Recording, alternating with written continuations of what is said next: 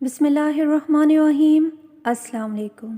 حضرت داؤد علیہ السلام کی قوم کے 70,000 آدمی عقبہ کے پاس سمندر کے کنارے ایلا نامی گاؤں میں رہتے تھے، اور یہ لوگ بڑی فراغی اور خوشحالی کی زندگی بسر کرتے تھے۔ اللہ تعالیٰ نے ان لوگوں کا اس طرح امتحان لیا کہ ہفتے کے دن مچھلی کا شکار ان لوگوں پر حرام فرما دیا، اور ہفتے کے باقی دنوں میں شکار حلال فرما دیا، مگر اس طرح ان لوگوں کو آزمائش میں مبتلا فرما دیا کہ سنیچر کے دن بے شمار مچھلیاں آتی تھیں اور دوسرے دنوں میں نہیں آتی تھیں۔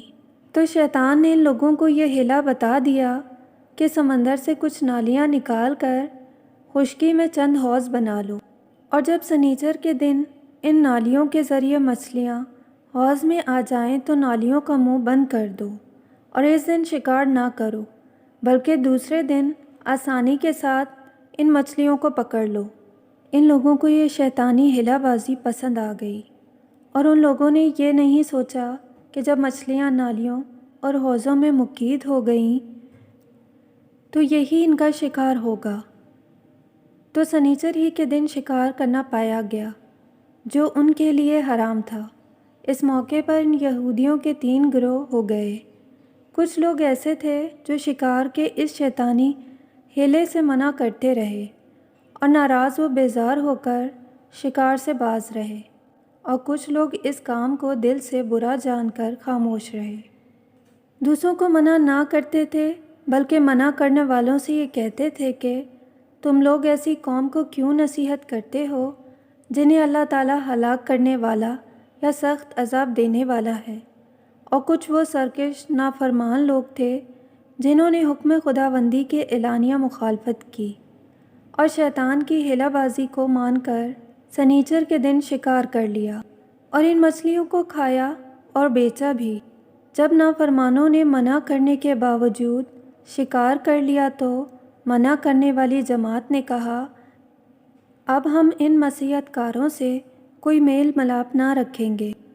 چنانچہ ان لوگوں نے گاؤں کو تقسیم کر کے درمیان میں ایک دیوار بنا لی اور آمد و رفت کا ایک الگ دروازہ بھی بنا لیا۔ حضرت داؤد علیہ السلام نے غضبناک ہو کر شکار کرنے والوں پر لعنت فرما دی۔ اس کا اثر یہ ہوا کہ ایک دن خطا کاروں میں سے کوئی باہر نہیں نکلا، تو انہیں دیکھنے کے لیے کچھ لوگ دیوار پر چڑھ گئے، تو کیا دیکھا کہ وہ سب بندر کی صورت میں مسخ ہو گئے ہیں۔ اب لوگ ان مجرموں کا دروازہ کھول کر اندر داخل ہوئے، تو وہ بندر اپنے رشتہ داروں کو پہچانتے تھے اور ان کے پاس آ کر ان کے کپڑوں کو سونگھتے تھے اور زار و زار روتے تھے، مگر لوگ ان بندر بن جانے والوں کو نہیں پہچانتے تھے۔ ان بندر بن جانے والوں کی تعداد 12,000 تھی۔ یہ سب 3 دن تک زندہ رہے اور اس درمیان میں کچھ بھی کھا پی نہ سکے، بلکہ یوں ہی بھوکے پیاسے سب کے سب ہلاک ہو گئے۔ شکار سے منع کرنے والا گروہ ہلاکت سے سلامت رہا، اور صحیح قول یہ ہے کہ دل سے برا جان کر خاموش رہنے والوں کو بھی اللہ تعالیٰ نے ہلاکت سے بچا لیا۔ اللہ ہم سب کا حامی و ناصر ہو۔